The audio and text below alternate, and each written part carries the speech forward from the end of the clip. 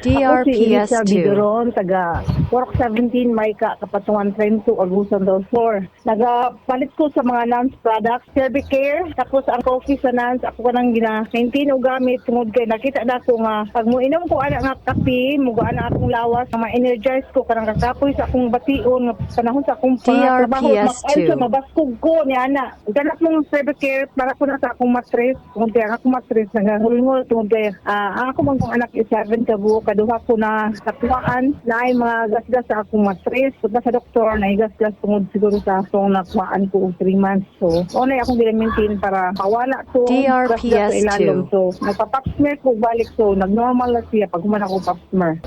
Dili sa Agusan del Sur, nag-aawhag ko sa akong masilingan, nga na ako'y ginabati, mauna akong ginatudlo sa ilaha, labi na dito sa barangay office, akong mga kauban nga barangay official, labi na kay, ang akong committee ba is committee sa health. Mauna, agad akong ginakuan sa ilaha nga palit mo ani nga produkto. DRPS2. Kay dako kay ning ikatabang sa ato ang panglawas.